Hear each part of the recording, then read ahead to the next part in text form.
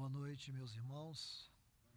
Uma grande alegria estar aqui com todos vocês e crendo que o Senhor tem nos dado essa oportunidade para que possamos ser edificados naquela medida que o Senhor tem para nós nessa oportunidade, nesse momento.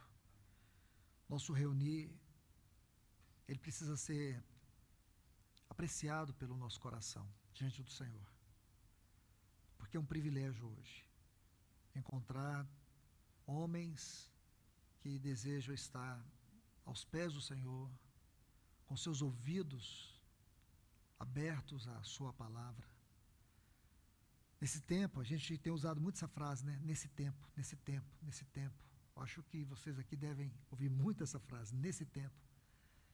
E não é nenhum chavão de retórica, é uma realidade. Nós chegamos a um momento da história da humanidade que ele precisa ser discernido de acordo com a palavra de Deus. O Senhor busca encontrar um povo que seja tomado por este dom do discernimento. O discernimento espiritual é um dom que precisamos cultivar com a ajuda do Espírito Santo, porque ele é um dom do Espírito. Ele é um dom que traz a nós revelação, assim como a palavra da sabedoria, a palavra do conhecimento. Isso está lá em 1 Coríntios, no capítulo 12. E esse dom, discernimento do Espírito, ele precisa ser cultivado com a unção do Espírito Santo, com a revelação da palavra de Deus. Porque, meus irmãos, creio que todos nós podemos dizer com toda a honestidade do nosso coração, com toda a sinceridade diante de Deus, espiritualmente falando, nunca tínhamos conhecido um tempo como esse. Então, por essa razão, a gente usa muito essa frase, nesse tempo. Porque mais do que alguém pode imaginar que seja um chavão de retórica, essa frase ela tem uma tônica de uma severa advertência para nós. Nós precisamos da ajuda do Senhor. Então, para mim, estar aqui com vocês nessa oportunidade é de alegria, é de prazer diante do Senhor. Porque nós precisamos empenhar todos os nossos esforços para reunirmos e muito mais, valorizar cada reunião da igreja. Eu quero ler um texto aqui, uma porção em Efésios capítulo 4, e quero dar continuidade a isso que eu estou aqui abrindo essa oportunidade, no sentido de trazer uma palavra de encorajamento. Nós precisamos disso hoje. E aqui os irmãos escolheram muito bem uma reunião só com os varões, com os homens desta congregação. Então, em Efésios capítulo 4, a partir do versículo 13, Paulo diz assim: até que todos cheguemos à unidade da fé e do pleno conhecimento do Filho de Deus, ao estado do homem maduro, feito, ou a perfeita varonilidade. A minha versão aqui, eu estou usando a versão brasileira. Então ele fala aqui do homem feito, isto é, o homem maduro, à medida da estatura da plenitude de Cristo. Ele quer dizer que esse homem maduro, esse homem que, em algumas versões está perfeito, mas a palavra perfeição na Bíblia entenda-se por maturidade espiritual. Esse homem que adquiriu a maturidade espiritual é o homem que ele entrou, ele está na esfera da plenitude, da perfeita varonilidade. Aí ele vai dizer aqui algo muito importante: a medida da estatura da plenitude de Cristo. Existe essa medida para nós. A nossa medida, irmãos, é chegar à perfeita varonilidade, à medida da estatura da plenitude de Cristo. Nós precisamos ter consciência que espiritualmente estamos avançando para isso. Aí ele diz, para que não mais, aqui agora ele vai fazer o oposto do que é esse homem, um homem perfeito, esse homem maduro, essa perfeita varonilidade, essa medida da estatura de Cristo, ele vai colocar o oposto. O que é o oposto disso? Ele vai dizer para que não sejamos como meninos. Outra coisa, jogados de um lado para o outro, levados ao redor por todo vento de doutrina, pela fraudulência dos homens, pelo engano dos homens. Mas praticando a verdade em amor. Aí ele vai dizer agora no versículo 15, aí você pega o versículo 15 e liga com o 13, ele vai dizer como que a gente vai chegar a essa perfeita varonilidade. Ele diz, praticando a verdade em amor, crescer em todas as coisas, até chegarmos a Ele. O que é Ele? A perfeita varonilidade, a medida da estatura de Cristo. Até chegarmos a Ele, que é o cabeça, Cristo. Então você vê que esse tipo de leitura, ela coloca um esboço, uma sinopse, né? Ela abre a mente de Paulo e revela o coração de Deus. Essa forma de ler a Bíblia é a única forma de nos transformar, de nos alimentar. É a única maneira que você tem de realmente ler a Bíblia como a palavra de Deus e não como um livro. Vamos orar. Pai, no nome de Jesus, somos agradecidos a Ti por esta oportunidade, por esse tempo. Ó Senhor, vem nos ajudar. Quando nós lemos a Tua palavra e podemos tocar a vida, este rema que ela é, há no nosso clamor, há dentro do nosso coração um clamor ao Teu Espírito, ajuda-nos. Porque nós somos incapazes de nós e por nós mesmos, de tocar a Tua palavra no sentido espiritual, no sentido elevado da inspiração, da revelação. Que o Teu Espírito nos ajude nesta hora. Em nome de Jesus. Amém. Pois bem, meus amados, aqui nós já vimos, na medida que eu fui lendo, nós já vimos aqui uma pequena sinopse do que significa estes textos. Não vou entrar aqui na interpretação hermenêutica usando o contexto, porque Paulo ele vai tratar, a partir desse capítulo 4, daquilo que é a vida cristã prática dentro da revelação do que significa esta epístola aos Efésios. Creio que todos nós sabemos que os 3 primeiros capítulos desta epístola, Paulo expõe a doutrina. Podemos dizer assim que Paulo expõe a doutrina do ponto de vista mais elevado da sua exposição, aqui nesses 3 primeiros capítulos. Os 3 últimos, 4, 5 e 6, Paulo vai falar sobre a vida cristã. E a vida cristã aqui em Efésios é a vida cristã elevada. O grau de exigência sobre a vida cristã que Paulo expõe nesses 3 capítulos é algo extremamente elevado. Paulo não vai poupar aqui sobre o que é vida cristã. De maneira que, se você, baseado nesse tema, vida cristã prática, estudar os 3 capítulos de Efésios, esses 3, 4, 5, 6, você vai chegar à conclusão. Não é difícil viver a vida cristã. É impossível. E é. Se alguém disser para mim que tem uma fórmula para viver a vida cristã, peço que me ajude. Porque tudo que eu aprendi sobre a vida cristã é que ela é impossível.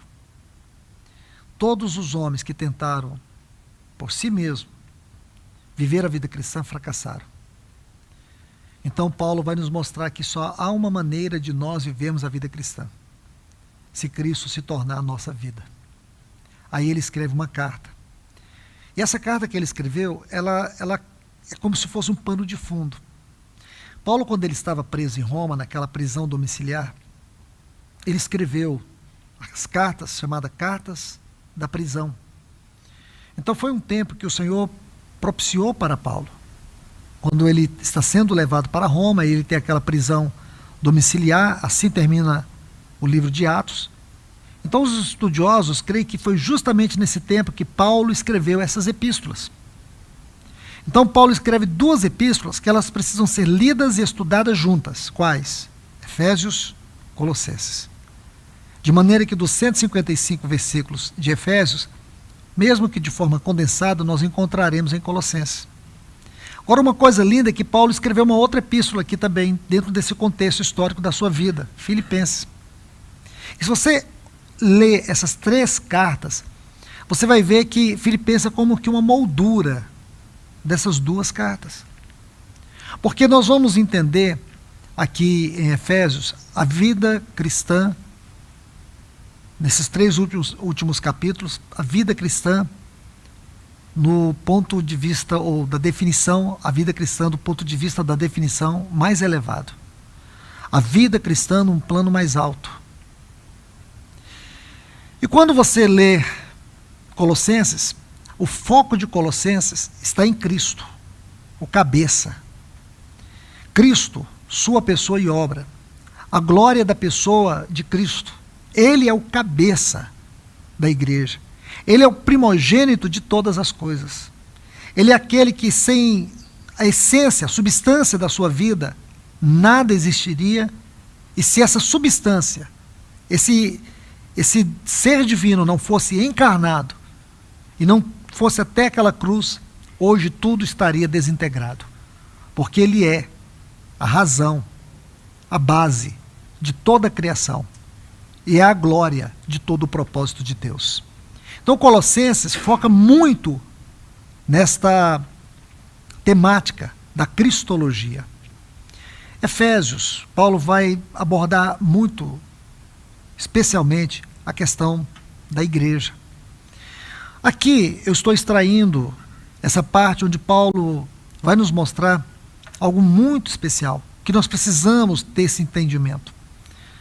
Porque, meus irmãos, esse momento atual que nós estamos vivendo, o que constatamos é que chegamos ao ápice da apostasia, da frieza, da indiferença, do amor próprio.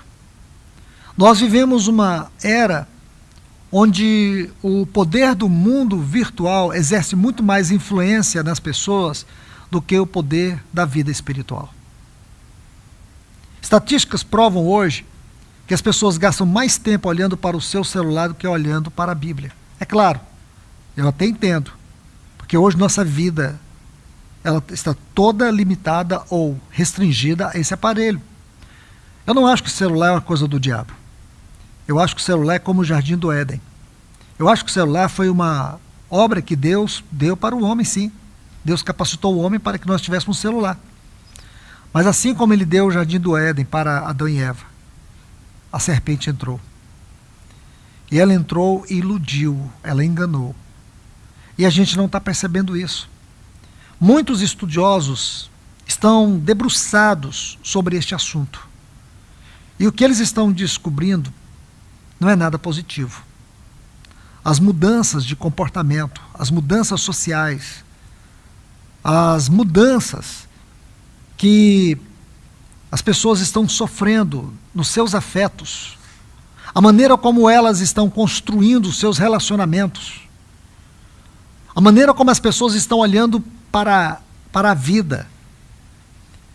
Eles ainda não sabem quais serão as consequências futuras para esse grande impacto que toda a sociedade vem sofrendo nesses 10 últimos anos pelo poder do mundo virtual ou por essa tecnologia do mundo virtual.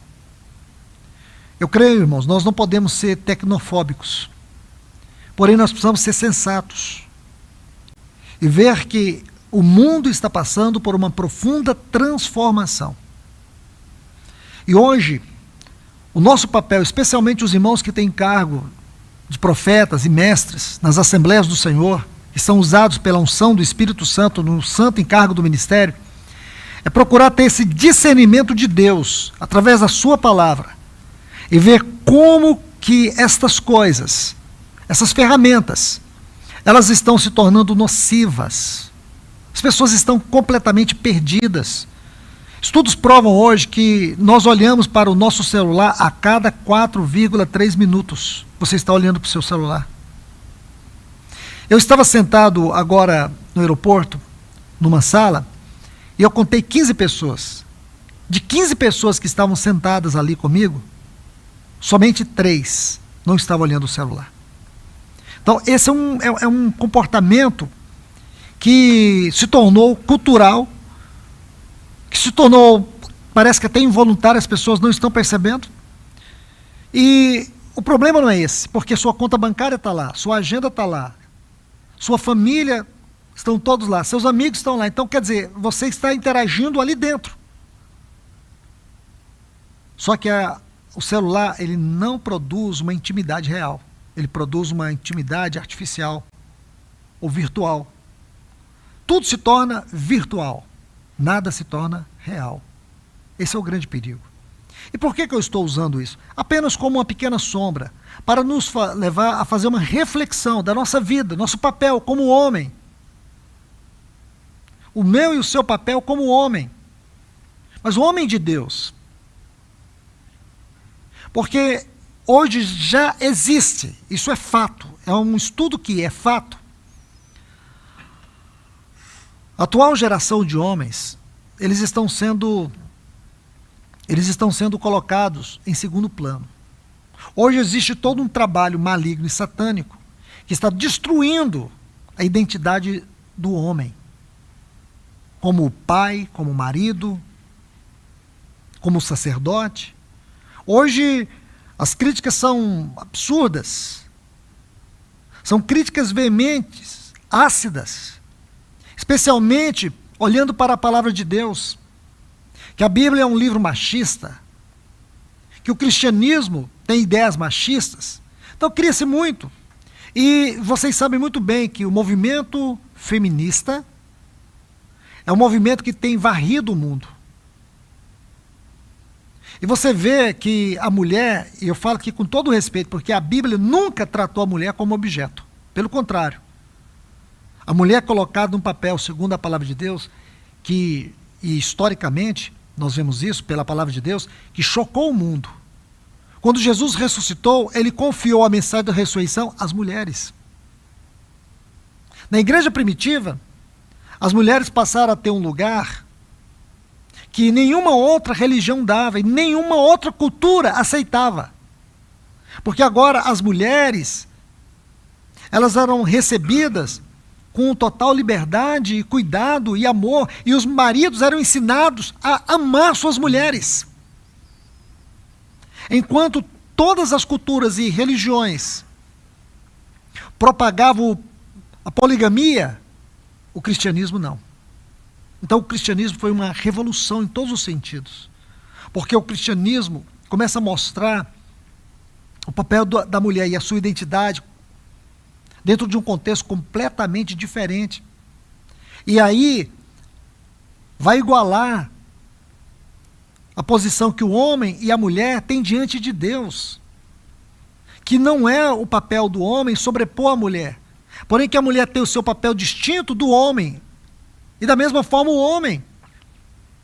Então hoje você vê que existe um trabalho satânico que está sendo propagado aí há mais de 20 anos.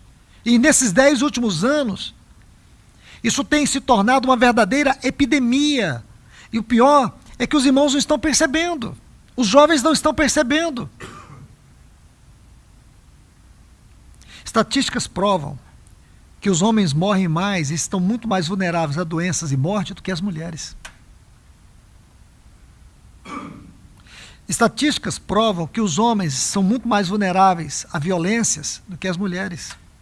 As agressões mais do que mulheres. E o mundo tenta mostrar o contrário. De maneira que não tem a lei do Zé da Penha, mas tem da Maria da Penha.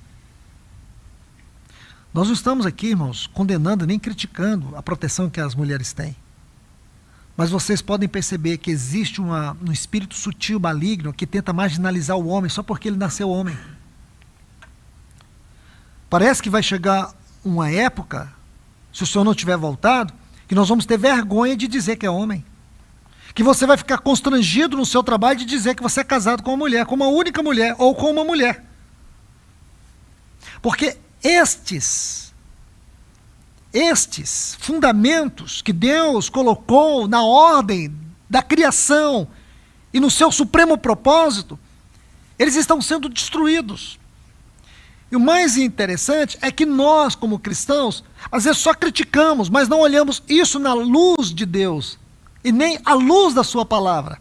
Ficamos passivos.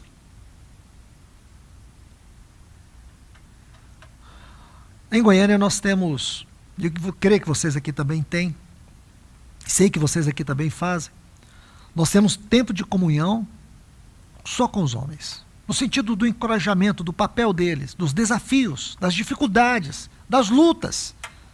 A importância deles compreenderem que há um chamamento para isso. E nunca é o chamamento de sobrepor. Não é um chamamento de estar acima da mulher e nem do seu lar.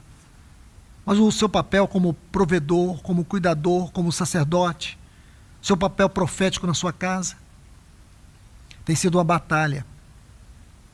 Porque o mundo seduz os nossos filhos, nossos cônjuges, e às vezes ficamos como que indefesos dentro de casa.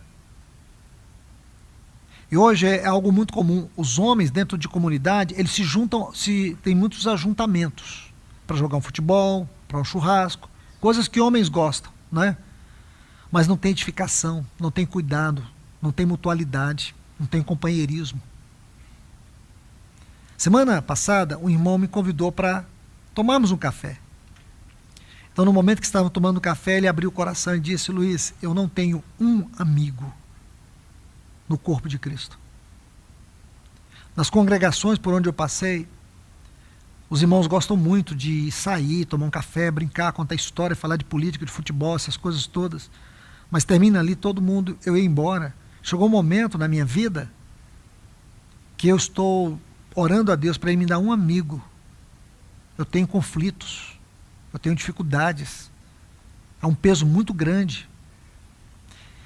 Esse não é o problema daquele irmão, talvez de muitos que estão aqui. E não é porque a congregação não dá abertura, é porque o próprio homem ele tem dificuldade disso. Abertura tem. Esta é uma assembleia que tem um pastoreamento saudável, porque eu conheço. Mas o homem por si só, ele já tem aquela barreira.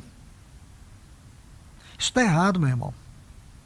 Nós precisamos de mutualidade, nós precisamos de ser ajudados, nós precisamos servir e ser servido.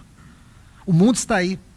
Satanás tem usado todas as suas ferramentas no mundo para poder destituir nossa identidade, nosso papel, em especial nosso papel como cristãos.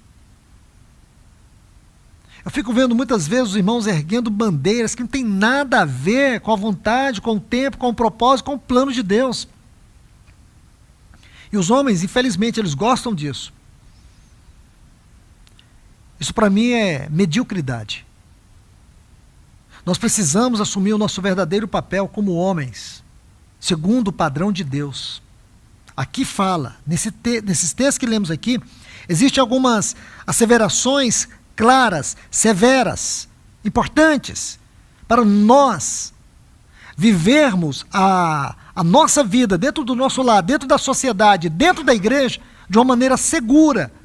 Porque eu digo para vocês, esse mundo é muito perigoso, irmãos. Esse mundo é muito perigoso. E se nós, como homens, não tivermos um cuidado com a nossa vida, em todos os sentidos, tenho procurado encorajar muitos irmãos, porque depois que a gente desenvolveu esse tipo de relacionamento, de ajuda, de cooperação com os homens, temos percebido o labirinto onde muitos homens se encontram. E por que querem? Porque parece que é da natureza do masculino, do homem, gostar desses labirintos. E a gente precisa fazer uma limpeza que começa com a nossa mente, com a nossa disposição mental. A gente precisa, irmãos, cuidar disso. Você sabia que hoje causas de divórcio têm surgido dentro dos relacionamentos mais por causa das mulheres? Antigamente era comum os homens deixarem os lares. Hoje é as mulheres que estão fazendo isso e os homens estão ficando sozinhos, abandonados. Os últimos casos que eu estive envolvido no sentido de ajuda eram as mulheres que estavam deixando seus lares. Tragédia. Os homens não estão percebendo. Eu estou contando essas histórias tristes para despertar em você, para abrir os seus olhos, para você ver a gravidade, a seriedade do momento que nós estamos vivendo. Não adianta você se despertar depois que tudo já desceu ladeira abaixo. O momento é agora. Permita o Senhor falar o seu coração. Peça ajuda ao Espírito Santo. Peça ao Senhor que o cajado que Ele tem nesse lugar possa te ajudar a conduzir sua vida. Porque existe uma passividade que ela é espiritual. Uma passividade que ela tem um aspecto espiritual. Tem um aspecto de possessão. Então o homem, pela sua responsabilidade de provedor, porque está sobre os seus ombros, às vezes, um peso muito maior, em termos de responsabilidade no lar, os seus compromissos no trabalho, enfim, todas essas coisas vão pesando de tal forma que vai tendo um esgotamento mental e, consequentemente, um esgotamento espiritual, porque atrapalha a devoção, atrapalha a comunhão, o homem sempre está mais cansado, aí começa a vir aquele desânimo, chega em casa, às vezes o ambiente é meio conturbado, vai trazendo aquele desânimo, isso vai se acumulando, e ao longo do tempo, sabe o que tem acontecido? Os homens estão entrando no estado de depressão, e às vezes o orgulho de ser homem, ou por ser homem, não assume, não se abre e vai morrendo por dentro. E muitos desses, eles buscam satisfação na pornografia, nessas trajetórias de labirintos pantanosos, gasta muito tempo com páginas inúteis dentro desse mundo virtual, começam a cultivar vícios, hábitos malignos, carnais, mundanos, e esse mundo obscuro se torna um mundo paralelo. Por um lado está aqui um homem que com a sua família vem aos cultos, que está ali junto com os irmãos, procura se alegrar, procura se envolver, mas nunca cresce em termos de responsabilidade. Nunca cresce em termos de compromisso e responsabilidade no corpo. Sempre ali apático. E sempre a desculpa, ela é aceitável. Trabalho, cansaço, não deu, é isso, é aquilo. E a gente vai ouvindo isso, parece que está normal. Não está, irmãos. Não está. Porque você vai ver que todos os homens que Deus tomou e usou de uma maneira surpreendente, poderosa, eram homens ocupados. Eram homens que tinham grandes responsabilidades. Então nós precisamos da ajuda do Senhor para discernir o nosso contexto. Cada um de nós aqui precisamos discernir o nosso contexto. Saber o quanto do terreno, do contexto no qual nós estamos inseridos, Satanás já tem tomado. E talvez você não está vendo. E você pode perceber frieza no seu relacionamento, a falta de prazer no seu casamento, a falta de compromisso no corpo, um certo esgotamento mental, uma distimia, uma falta de humor, de alegria, de prazer em casa.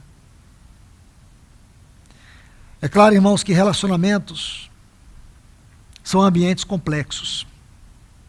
Eu, sinceramente, tenho muita dificuldade de pessoas que têm uma fórmula para resolver relacionamentos.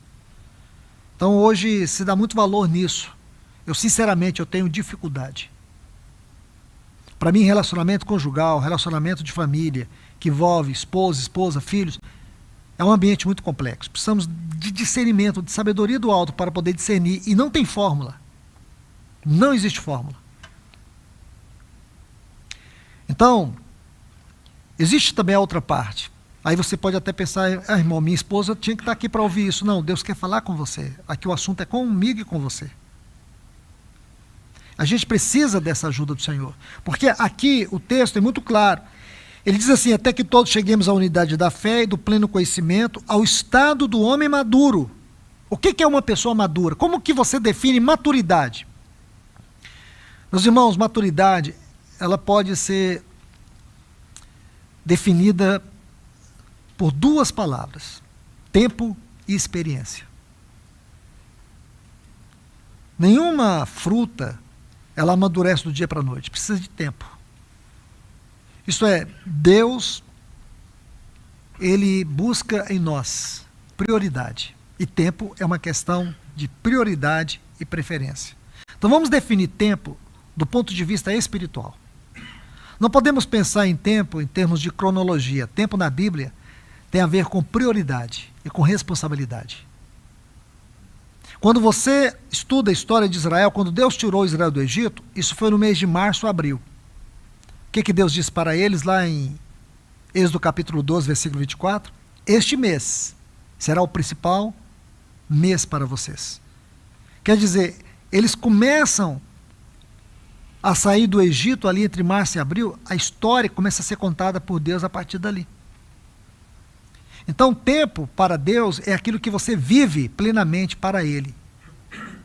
Isto tem a ver com preferência e responsabilidade. Se nós vivemos a nossa vida e as nossas preferências não estão debaixo do encabeçamento de Cristo, não tem a ver com a glória de Cristo, mesmo que seja o nosso prazer, mesmo que seja um tempo que você gaste para poder fazer economia, para adquirir algo, uma propriedade, se o que você está fazendo, você não tem em vista que Deus seja glorificado naquilo, você está vivendo para você. O que significa que por mais que você ganhe aqui na terra, você não está ajuntando o tesouro do céu. Então, isso é muito importante. Isso tem a ver, então, tempo tem a ver com preferência e com responsabilidade. E responsabilidade aqui não é só sua responsabilidade como um empregado ou empregador, ou como pai ou como esposo. Não. Muito mais do que isso. Também, porém muito mais, é a sua responsabilidade espiritual. Porque, irmãos, quando nós temos uma responsabilidade espiritual, nós passamos a ter um padrão. E o nosso padrão é medido pelos céus e não pela terra. Como que a gente vai fazer isso? Isso é um processo. Isso não é uma caixinha de surpresa. Isso é um processo que o Senhor trabalha na nossa vida. E se torna muito natural quando você tem essas duas palavras na sua vida. Preferência e responsabilidade. Aí você começa a ter um padrão espiritual para tudo. Por que eu não faço isso? Porque eu sou um cristão. Por que eu não entro na roda dos escarnecedores ali? Porque eu sou um cristão. Por que eu não fico levantando bandeira política? Porque meu reino não é desse mundo. Por que todo mundo faz aquilo e você não faz? Porque eu não ando com todo mundo. Eu ando por uma porta estreita. Eu ando num caminho estreito. Eu ando para o alto. Eu não ando para baixo. Minha visão não é uma visão horizontal. É uma visão celestial. Então nós começamos naturalmente. Vamos ser provados em muitas situações. E esse padrão, ele se revela. Ele vai se manifestar. A gente acha, irmãos, que a tentação é uma coisa particular na nossa vida. E não é.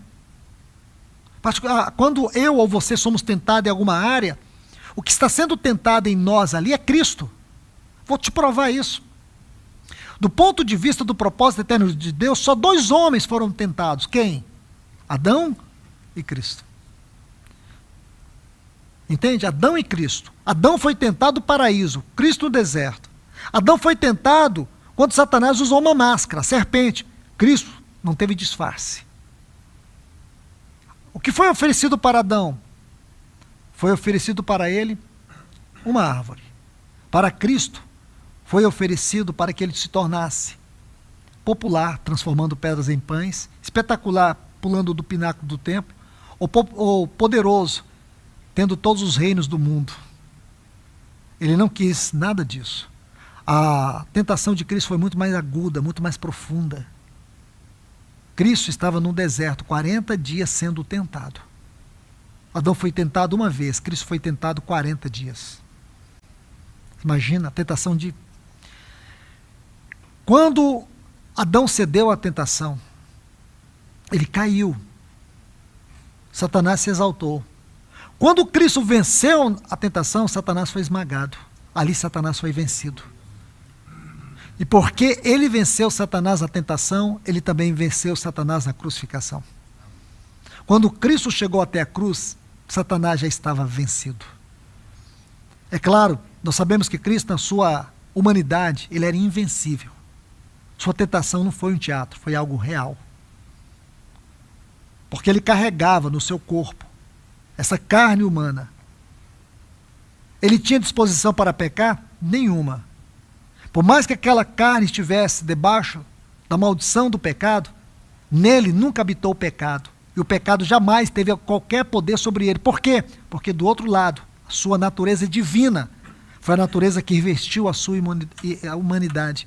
Por isso ele era impecável. E isso faz com que nós olhemos com muita seriedade para essa tentação. Então, quando nós somos tentados, o que está sendo tentado em mim? Hoje, nós não estamos mais debaixo do reino de Adão, nós estamos em Cristo. Então é Cristo. Agora, aí está. Quando eu fracasso na tentação, o que eu faço? Eu estou permitindo que Adão viva em mim. Mas quando eu venço a tentação, eu estou exaltando a vitória de Cristo. Eu estou exaltando a vida de Cristo em minha vida. Então, o assunto tentação, ele é muito longo, eu não vou nem adentrar mais, senão a gente vai entrando aqui por algumas vertentes, mas esse assunto é maravilhoso. Porque a gente acha que a tentação, a gente restringe a tentação a nós. Ah, porque eu sou fraco, porque eu sou isso, porque eu sou aquilo. Irmãos, você tem que entender, a vida cristã é um padrão elevado. Esse padrão é Cristo.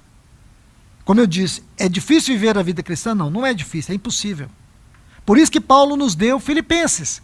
Porque lá em Filipenses ele vai dizer que Cristo é o seu viver. Cristo é o seu viver.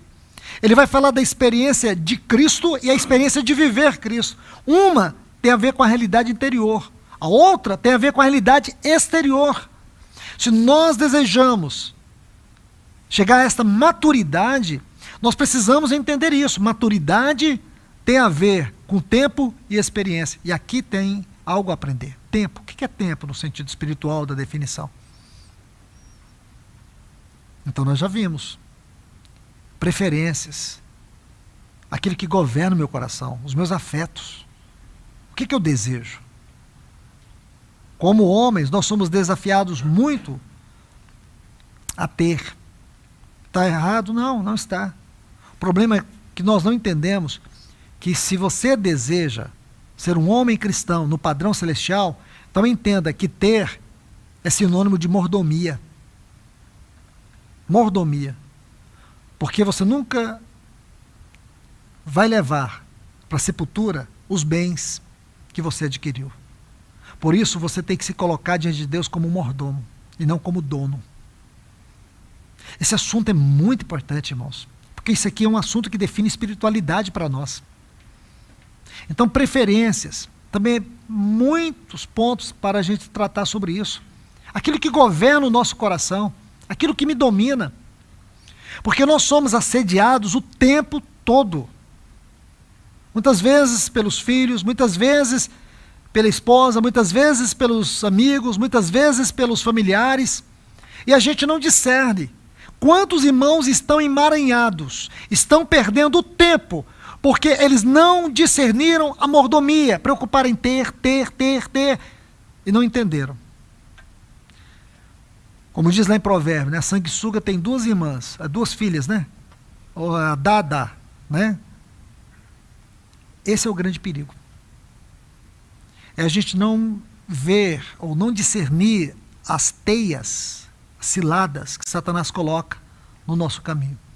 E ele destrói nossas preferências.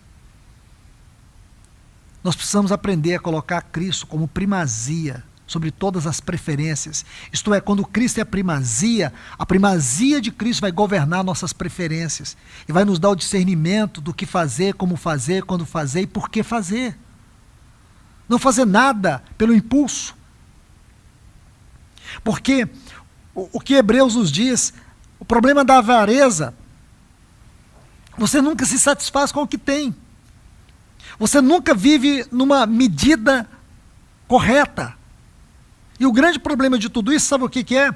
É as pessoas perderem a paz interior, porque gera uma compulsão sutil, perniciosa, perigosa, que leva as pessoas ao endividamento. Isso traz um desgaste emocional, pessoal e conjugal, e outros mais. Quando a pessoa olha, isso destrói caráter, isso destrói família, isso destrói vida cristã. E por que muitas vezes não buscamos a sabedoria na vida do corpo? Aquilo que eu estava dizendo há pouco, um dos pontos delicados da comunhão cristã, especialmente no que diz respeito a homens, é que eles vivem como indivíduos e não como membros. No corpo de Cristo não existem indivíduos. No corpo de Cristo nós temos que ser membros. E lá em 1 Coríntios capítulo 12, a partir do versículo 12, Paulo vai dizer para nós como que os membros funcionam. Ele vai dizer que nós não somos membro no corpo como queremos, mas como Deus quer. Ele vai dizer ali, nessa porção, sobre a funcionalidade do corpo, que como membros, não apenas estamos no corpo na disposição de Deus, mas que devemos funcionar dando lugar para outros. Ele vai dizer também que, como membros, nós funcionamos em cooperação. Como membros, não pode haver isolamento, divisão. Isso é importante, irmãos.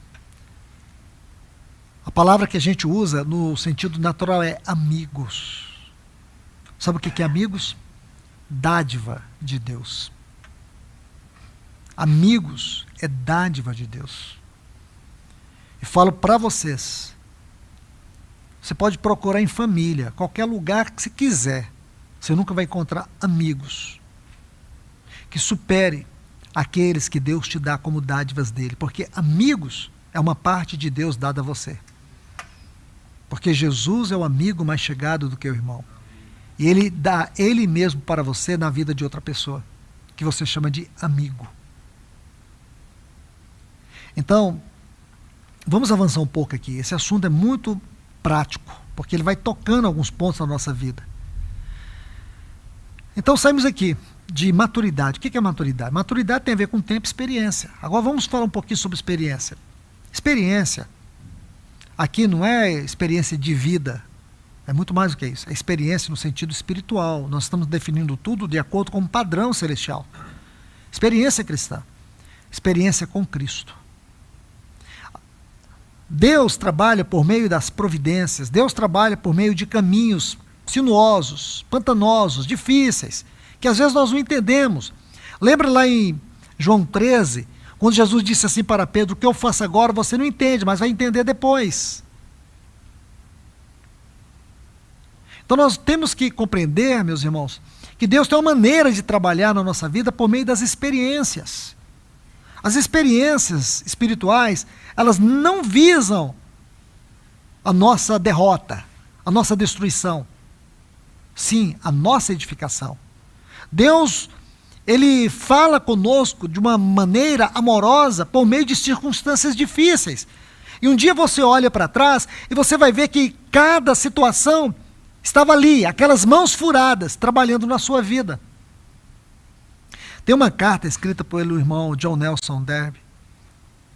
Ele vai relatar todos os acontecimentos da sua vida, não todos, mas aqueles que mais marcaram a sua história.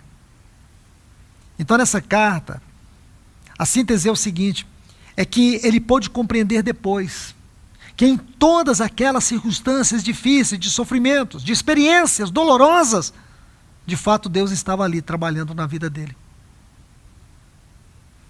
Isso é muito importante, irmãos, porque a nossa vida, ela precisa de experiência com Deus. Porque quando você passa por experiências, e você não consegue ver a face de Deus, você não consegue ver aquelas mãos furadas de Cristo, você sofre no isolamento, você cai no vitimismo, isso te leva a uma frieza espiritual, isso te leva a uma situação que o próprio Jó viveu. Enquanto Jó pensava que ele estava sofrendo sem uma causa elevada, sem um propósito de Deus, o que ele fez? Ele colocou Deus no seu tribunal. Se você já leu o livro de Jó, você saberá muito bem do que eu estou falando. Jó, ele começa a fazer acusações pesadas contra Deus. E aqueles 3 amigos, não são 3, 4 amigos, primeiros 3, Bildade, Elifaz e Zofar, que para mim eles não são amigos coisa nenhuma.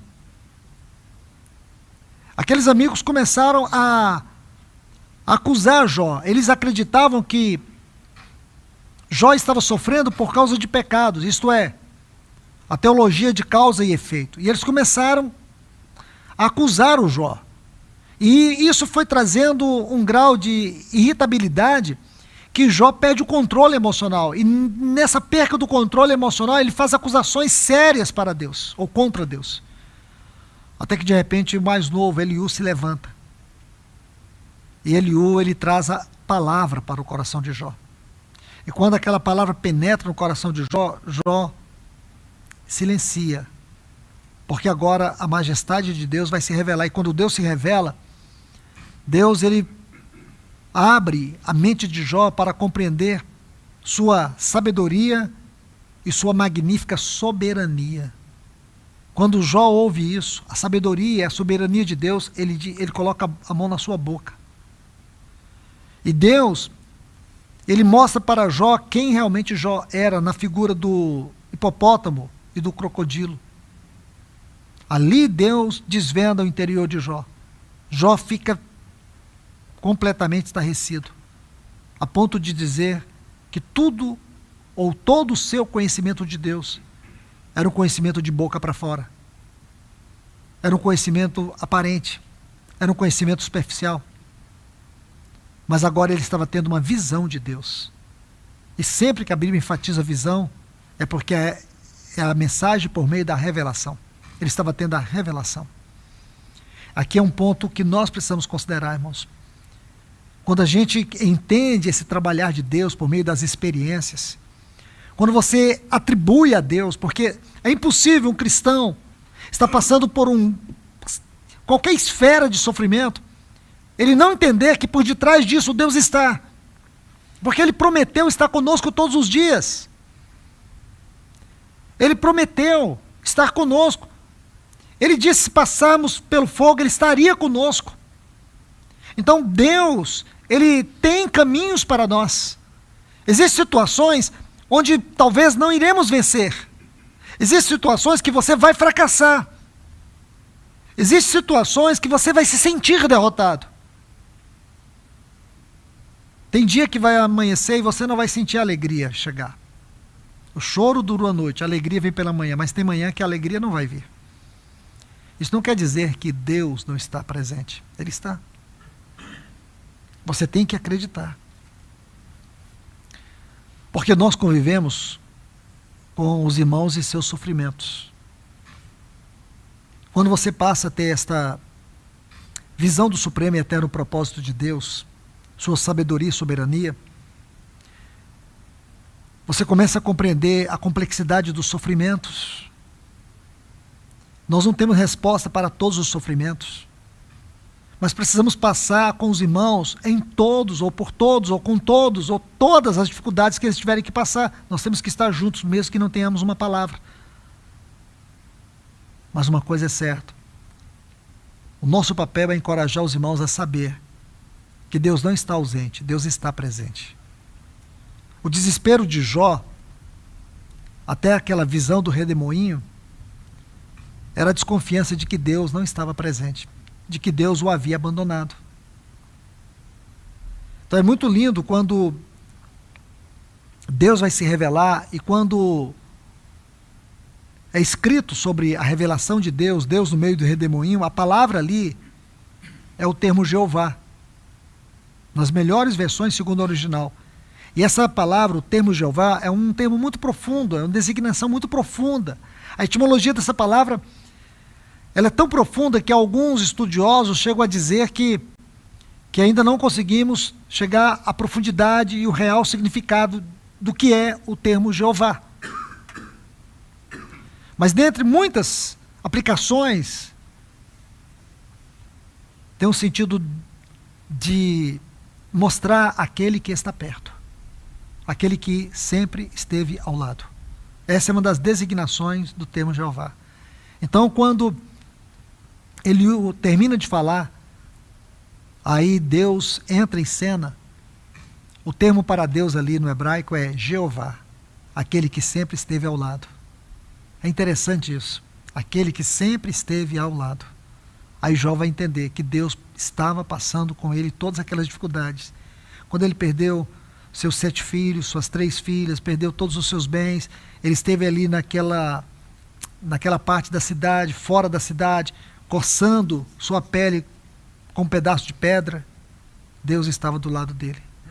E por que Deus não agiu? Por que Deus permitiu? Deus é Deus. A lei de Deus é Deus. Deus não pede conselho de ninguém. Ele não é obrigado a dar satisfação para ninguém. Deus é Deus. Tudo está no controle dele. E quando você lê o último capítulo da Bíblia, você descobre que tudo vai terminar bem. Porque Deus está no controle da nossa história. Então, meus irmãos, falo isso para vocês, experiência. Nunca vamos experimentar a maturidade se não passarmos por experiências. Se nós não entendermos os caminhos de Deus no nosso dia a dia, na nossa vida, no nosso casamento, nas nossas dores, nas nossas angústias. Nós temos que, não é espiritualizar. Aqui o perigo é espiritualizar, não é espiritualizar, mas é entender que tem um aspecto espiritual sim.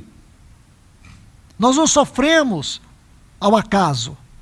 Deus não nos entrega ao sofrimento e dá as costas. Existe um cajado ali, existe uma vara ali no nosso sofrimento. Agora o ponto que eu quero mostrar para vocês é que experiência é o caminho para a maturidade. E é triste você ver tantos irmãos passando por duras provas e eles não compreenderem que é um caminho para a maturidade. Às vezes ficam amargos, às vezes ficam mundanos, às vezes ficam na defensiva, esfriam, ficam incrédulos. É triste você ver isso. Irmãos, escute. Não esqueça esta palavra. Deus vai nos levar, isso é fato. Tanto eu como você iremos passar por duras provas. Se for tentação, você já sabe, nós já falamos sobre esse ponto. Ou é Cristo, ou é em Cristo, ou é em Adão. Se for sofrimento, ou é vara ou é cajado.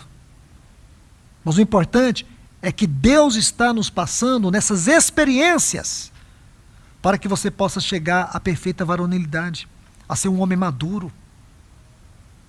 Para que você possa ser uma expressão de Deus na vida das pessoas. Para que você possa ser um testemunho de Deus. Porque na atual conjuntura que nós estamos vivendo, se nós não alcançarmos essa plena maturidade, a perfeita varonilidade de Cristo Jesus, o mundo vai nos engolfar. Nós vamos cair na sedução deste mundo. Irmãos, não é fácil. Todos os dias nós temos que lutar. Nunca acorde pela manhã e pense que você está no jardim, num lindo jardim. Lembre-se que você está num campo de batalha, e o mais terrível é o campo de batalha, porque ele começa dentro de nós, começa na nossa mente.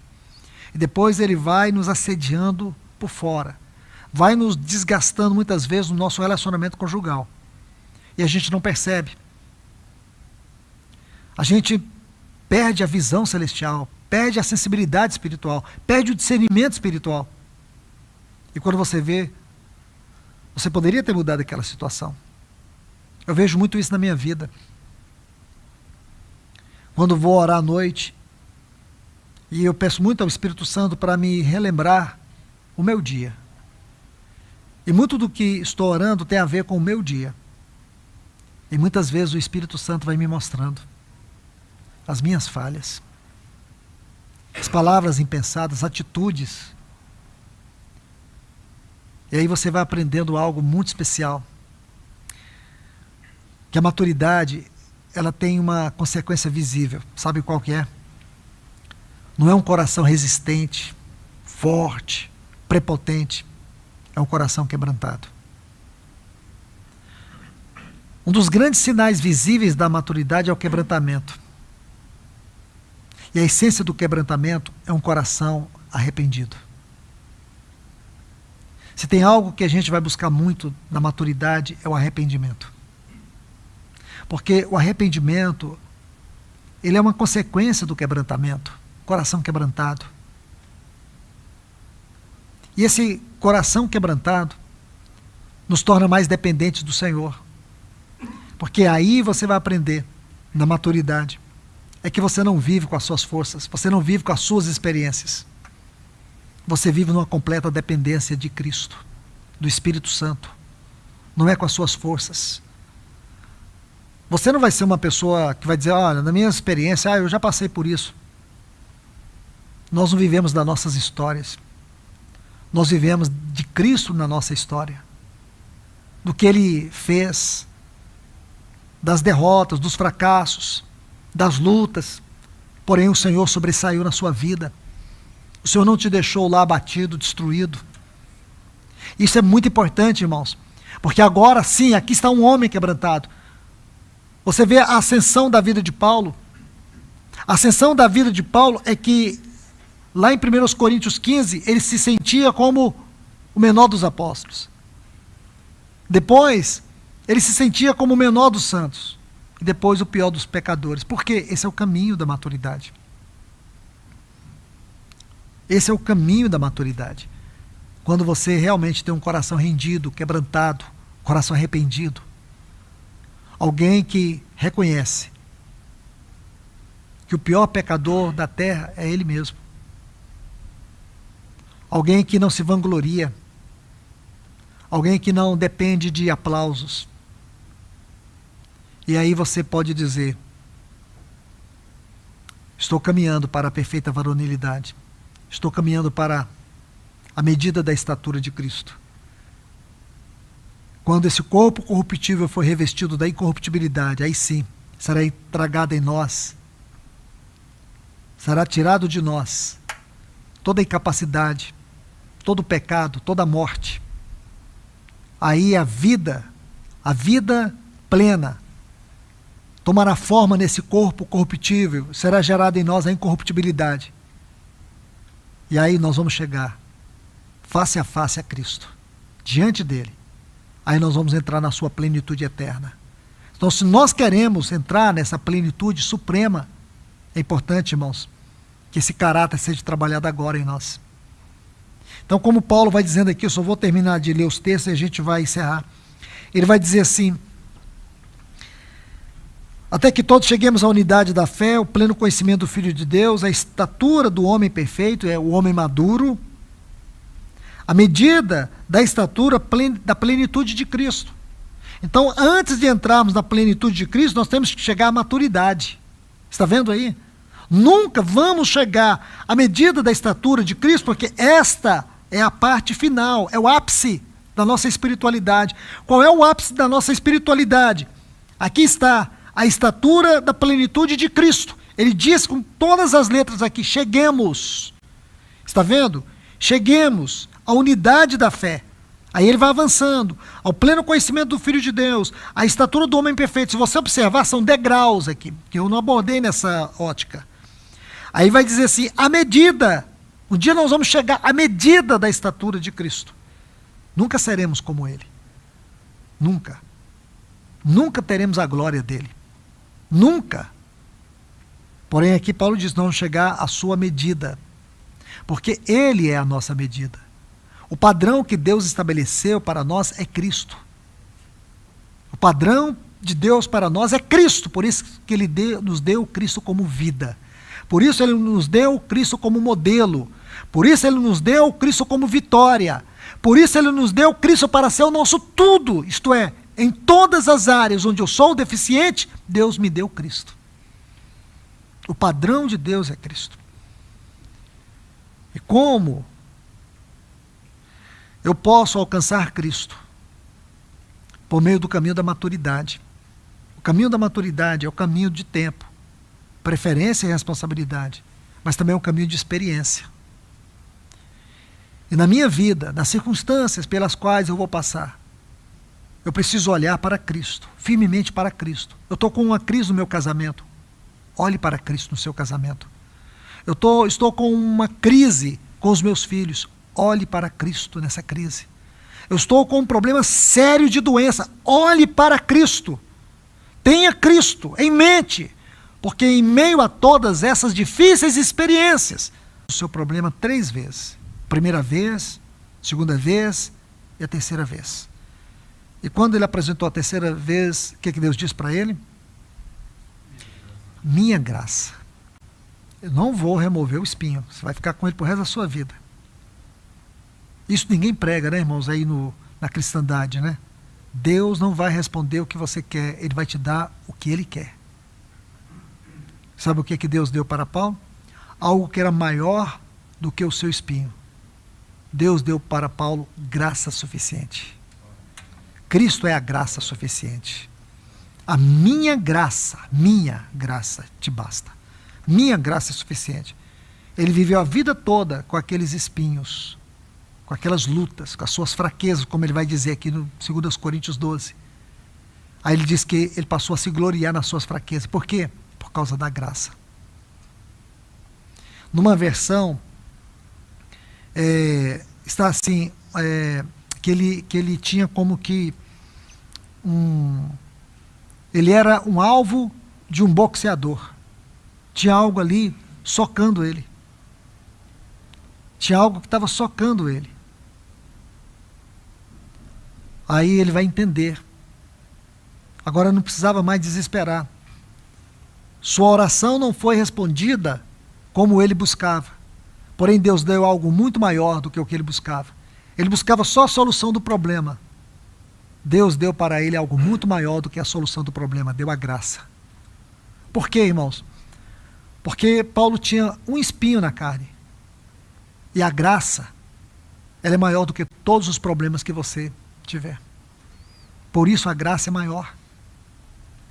Então Paulo buscava uma coisa só. O salmista diz: uma coisa peço ao Senhor, buscarei. O que ele queria? Habitar na casa do Senhor todos os dias da sua vida. Habitar na casa do Senhor, irmãos, é a coisa suprema. É o nosso alvo supremo.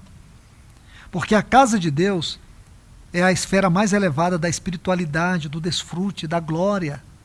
Esse assunto é um assunto que ele percorre de Gênesis a Apocalipse. O que esse salmista está pedindo? Ele está pedindo plenitude espiritual. Habitar na casa do Senhor. E esse termo, habitar, em Salmos é muito importante. Aquele que habita no esconderijo do Altíssimo. É outra forma de dizer que eu possa morar na casa do Senhor, que eu possa habitar no esconderijo do Altíssimo. E por aí vai. Então, meus irmãos, que nós possamos aprender algo maravilhoso sobre isso. Mas deixe-me terminar aqui. Aí ele diz no versículo 14, para que não sejamos como meninos. Então qual que é o oposto de imaturidade? Imaturidade. Ele fala aqui, se nós não alcançarmos a maturidade, se nós não entendermos o tempo, preferência, responsabilidade, experiência, a maneira como Cristo se revela nas circunstâncias difíceis da nossa vida, o que nós vamos ser? Meninos. Meninos. Jogado de um lado para o outro. Levado por tudo que está à sua volta, por todos os ventos que sopram na sua vida, por todos os enganos, por todas as mentiras, você vai ser levado. Por quê? Porque você se recusou a crescer. Nós estamos vivendo uma geração que a psicologia e a neurociência chama de geração canguru, né? Adultos infantis e crianças adultas. Já viu isso? Crianças adultizadas, adultos infantilizados. Este é um assunto que a psicologia, como também a neurociência, está estudando. As pessoas estão achando normal isso. Adultos, homens, viram à noite, eu conheço vários, jogando videogame. Conheço casamentos que foram destruídos por conta disso. A esposa cansou. Você vê o padrão do homem, daquele que a gente conhecia no passado, dos nossos pais, dos nossos avós. Hoje é uma geração que gosta de ser infantil, não gosta de responsabilidade. Adultos infantis. E as crianças, criança hoje com 10 anos, está falando grosso. Ela que diz o que ela come, o tipo de doce que ela quer, ou seja lá o que for. É a criança. Eu sou de uma geração, e creio que a maioria aqui, a gente amava brincar de carrinho. Isso hoje, você entregar para uma criança, ela joga fora, ela quer um tablet. Ela já assistiu todas as séries do Netflix. Criança de 5 anos hoje tem muito mais informação do que os nossos avós. Uma criança de 10 anos hoje, muito mais informação do que os nossos pais. Ela tem hoje na cabeça. Sério, irmãos. Eu fiz uma viagem há pouco tempo, fiquei encantado com o filho do irmão, mas encantado com a inteligência dele. Um negócio assim, fora do comum. Tudo que você perguntava, ele sabia. Tudo, eu fiquei impressionado. E tinha um irmão que me acompanhou nessa viagem, ficou mais impressionado do que eu. Falei, Luiz, incrível. Incrível a inteligência da criança. Criança de 10 anos, sabia tudo. Eu perguntava sobre um tipo de carro, ele me falava o carro, a ficha técnica do carro. Falei, se você fosse comprar um carro agora, qual carro você comprar? Ele me deu o nome do carro. Por quê? Ele me explicou tudo do carro. Falei, meu Deus. É isso que está acontecendo. Agora vai conversar com um adulto, ele vai conversar Top Gun. Hoje é Top Gun. Todo mundo Top Gun. Marvel, né? Netflix. É isso que eles sabem. Como se a vida fosse uma brincadeira, irmãos. Como se Satanás fosse uma alegoria. É isso que está acontecendo. E hoje falar de maturidade para nós, irmãos, deve ser um grande privilégio. Que essa palavra seja uma espada cortante no meu e no teu coração. Então vamos terminar aqui. Aí ele diz, levado ao redor. Está vendo aqui a clareza? Aí fica, sendo levado por todo o vento de doutrina. Surge uma novidade. Já levou. Os irmãos que poderiam dizer, irmãos, calma, tomem cuidado com essa novidade. Tome cuidado com esse tipo de coisa que está surgindo aí. Não, quando você vê, os irmãos estão no meio. São os primeiros a levar os filhos, a levar a família toda. Surge uma nova onda e não vê o grau de perniciosidade, promiscuidade, feminismo, tudo isso está sendo lançado, jogado aí. E por quê? Porque como Adão não protegeu o seu jardim, Adão, Deus diz assim, em Gênesis 2,15, que Deus colocou Adão para lavrar o Éden e para guardá-lo. Então nós hoje, irmãos, a nossa geração de homens, não estamos guardando. Pelo contrário, nós estamos facilitando. E o pior é o resultado disso no futuro, nos jovens. Sabe o que especialistas sérios, cristãos sérios, especialistas na área da psicologia, tem estudado isso em muitos centros de pesquisa cristãos hoje. E não só isso, dentro da psicologia também tem se estudado a questão da juventude. Primeiro, que a adolescência, que na nossa geração aí, eu que tenho 56 anos, na nossa geração, 18 anos já virava homem, ia para o exército, já voltava homem formado, você podia soltar que dava conta da vida. Hoje não. Hoje a adolescência vai até os 28, 29 anos. Imagina. Hoje você pega uma menina de 22, 23 anos, não sabe fritar um ovo. Isso é fato, irmãos. As conversas são banais. Essa geração chamada geração canguru quer viver no conforto dos pais. Não quer sair da casa dos pais. Jovens estão casando tarde demais. Alguns não pensam nem em casar, outros não querem ter filhos porque querem aproveitar a vida. Esse é o conceito. Então o que acontece, irmãos? Os ventos que vão sendo jogados. Surge. E não tem nenhum filtro. Nós não colocamos filtro na nossa casa. Ah, mas o seu filho, sua esposa quer fazer, que você coloque o filtro. Que ele saiba que existe em você um filtro. Porque amanhã eles precisam saber que você não é só um filtro, é um farol por onde eles precisam voltar. Porque eles vão, se eles entrarem nesse caminho de trevas, um dia vão precisar da luz. Agora, o difícil é quando precisar da luz, ela está apagada. Ela não brilha.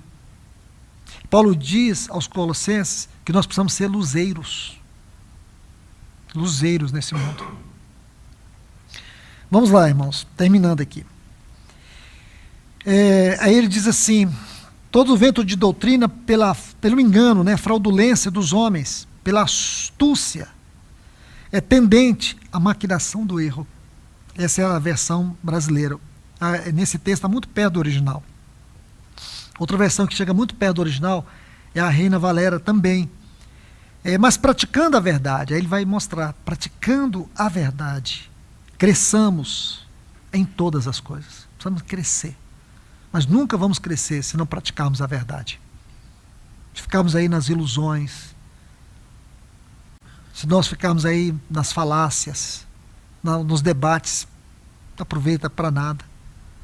Irmãos, de verdade, as pessoas estão aí apostando todas as fichas, que dependendo de quem for governar o Brasil, ou vai tudo melhorar ou vai tudo piorar. Irmãos, pode colocar o arcanjo para governar o Brasil. Coloque quem vocês quiser. Quem você põe o Papa. Põe o Papa argentino para governar o Brasil. Falo para vocês, irmãos, ninguém vai dar jeito nisso aqui. Certo?